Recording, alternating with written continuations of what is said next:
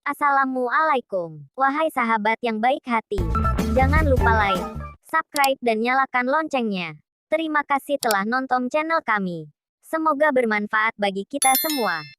Wassalamualaikum.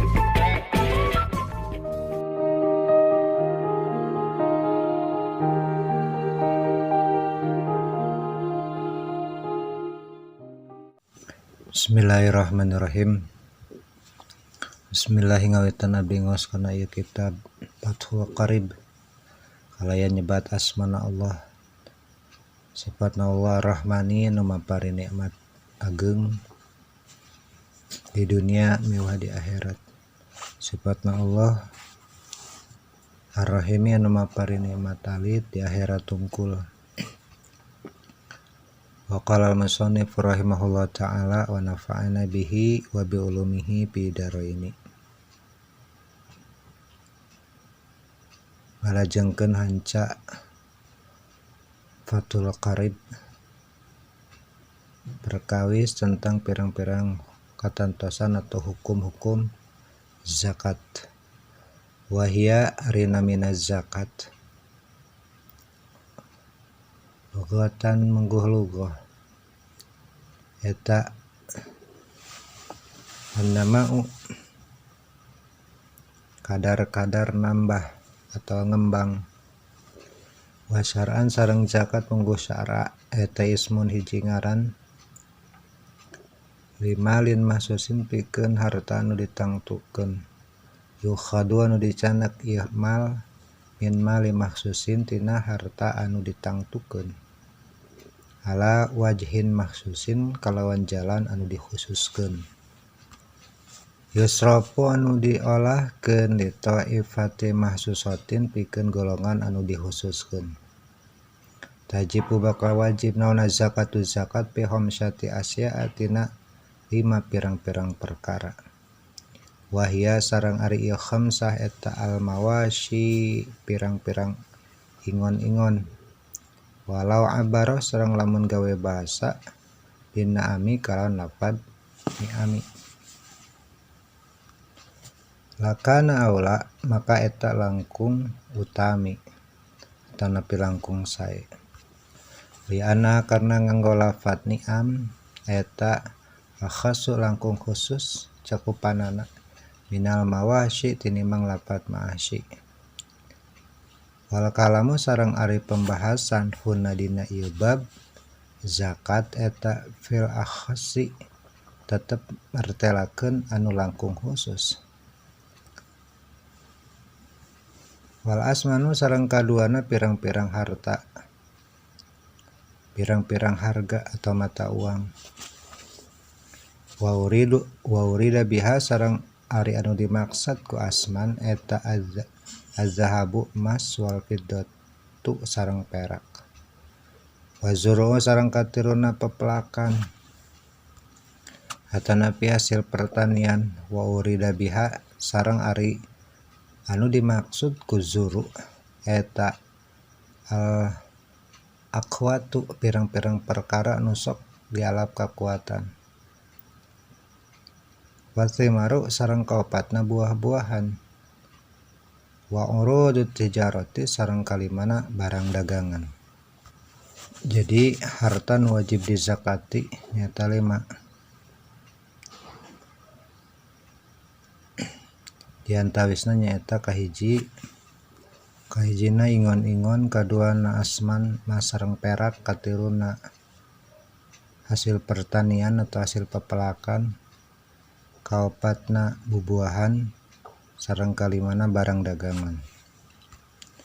Wasayati sareng bakal datang naon kulun saban-saban minal khamsati tina anu 5 disebat di atas mufasalan keteranganana atau perincianana. Famal mawasyan pun ari ingon-ingon patajibu maka wajib naon zakatu zakat ingon-ingon pi ajanasi minha fi salasati ajanasin minha tina 3 pirang-pirang jenis mawashi. Wahia sareng ari anu dimaksud ku ingon-ingon anu diwajibkeun zakat eta Al ibilu kahiji onta nu wajib zakat teh, wal baqaru sareng sapi eta napi munding, wal ghanamu sareng domba.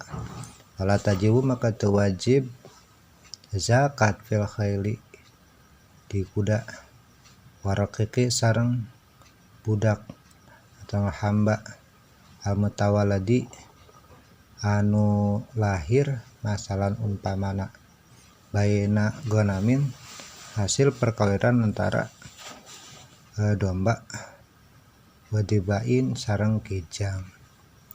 Wasyaraitu wujubiha sareng ari syaratna wajibna zakat ingon-ingon eta sitatu asya'a aya genep pirang-pirang perkara. Wa fi badinu sa'il matni situn hisolin tina sapaehna matan mah aya genep syarat wajibna teh. Al islamu kahiji jalmi Islam, para tajibu maka teu wajib ala kafiri asliin, teu wajib zakat ka kafir asli. Wa amal murtadu sareng napun ari jalmi nu murtad fasoihun maka numutkeun qaul nu sahih eta anamalahu saesuna harta jalmi nu murtad eta mauqufun ditangguhkeun dipending heula. Lain ada ila Islam maka lamun balik deui ieu jalmi murtad kana agama Islam wajabat maka wajib ka eta jalma nu murtad, wajabat alaihi maka wajib ka jalma nu murtad ngaluarkeun zakat. Wa ila maka lamun teu uih deui teu balik deui ieu murtad kana Islamna pala maka teu wajib zakat. Al khuriyatu sareng kaduana syarat zakat teh nyaeta jalmi merdeka. Itu jalmi merdeka syarat zakat ingon-ingon teh. Pala zakat maka teu wajib zakat. Ala raqiqin ka hamba sahaya. Wa amal muba'adu sareng anapun ari muba'ad statusna budak sareng merdeka patajibu maka wajib alaihi ka eta muba'ad naon az-zakatu zakat pima dina harta malakahu anu ngamiliki muba'ad kana harta bibadil khurri dina sapalihna dirina anu merdeka. Wal mulku tamu sareng katiluna teh kapimilikan anu sampurna. Ail mulku dhaifu tegasna mah ari kapimilikan nu lemah anu apes mah la zakat teu aya wajib zakat bihi tina eta kepemilikan nu lemah teh. Kal mustari seperti barang anu dibeli qabla qabdihi sameme ditampi ieu barang. La tajibu maka henteu wajib bihi dina barang anu dibeli tapi dan katampi barangna naon az-zakatu zakat. Kama seperti perkara yaktadihu anu nerapkeun ka eta emak naon kalamul musannif dawuhna ki musannif tab'an tingkahna bari anut lil qaulil qadimi kana qaul qadim. Lakinil jadidu akan tetapi numutkeun ari qaul jadid mah eta al wujubu wajib ngeluarkeun zakat kana barang anu dipeser sanaos can katampi barangna teh. Wa nisabu sareng kaopatna wajibna zakat ingon ngetetos nisab tos kena batasan zakat wal haulu sareng kalimana tos mencapai setahun kepemilikanana. Walau naqasa maka lamun kurang naon kulun saban-saban sahiji min huma tina nisab sareng haul fala zakat maka teu aya kewajiban zakat. Wa saumu sareng kagenepna diangon atau digembalakeun ya ingon-ingon teh wajib zakat teh lamun ieu teh digembalakeun. Wa huwa sareng ari nu namina saum eta ar-ra'yu ngangon diangon pikala ibu bahin dina jukut anu diwenangkeun. Walau hulifat maka lamun diparaban naon al-masyatu masyahna teh ingon-ingonna teh muzamal hauli dina gede-gedena tepung tahun dina jangka waktu leuwih lami masih dalam 1 tahun fala zakat maka tu wajib zakat fiha dina ieu ingon-ingon dina ma'asyi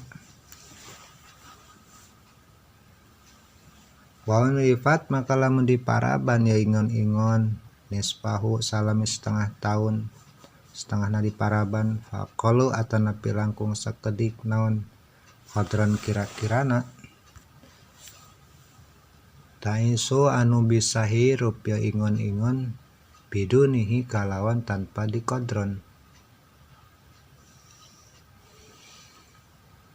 bila dorurin kalawan tanpa aya nama darat bayinin anu pertera wajabat maka wajib naon zakatuha ngeluarkeun ieu zakat ingon-ingon wa ila sareng lamun henteu taisu bidunihi maksudna mah bisa hirup tanpa makanan tanpa jukut pala maka teu wajib di zakat ingon-ingon. Kaduana martelakeun zakat asman teh wa amal asmanu sareng anapun ari pirang-pirang harga atau mata uang pasai ani maka aya 2 perkara az-zahabu kajina emas wal fiddatu sareng perak madru bainin anu dicetak duanana kana buktosna ieu emas sareng perak awala tanapi henteu dicetak wasayati sareng bakal datang masada dijelaskeun ke naon nisabuhuma nisabna ieu zahab sareng fiddah emas sareng perak wasyara itu sareng ari pirang wasyara itu wujub zakati sareng ari pirang-pirang wajibna zakat biha dina asman tina emas sareng perak aya asmanu tegasna tina asman eta saran data aya khamsatu asaya 5 al-Islam kaijina Islam wal hurriyah kaduana merdeka wal mulku tamu katiluna milikna sampurna kapemilikan nu sampurna wa nisabu sareng kaopatna tos nisab mencapai batasan wal haulu sareng kalimana tos mencapai 1 tahun wasayati sareng bakal datang naon bayanu zalika pepertelan ianu anu 5 wa amazuru wallahu alam bimuradih kadilanjengkeun kana bagian anu kadua mudah-mudahan manfaat barakallahu li wa lakum.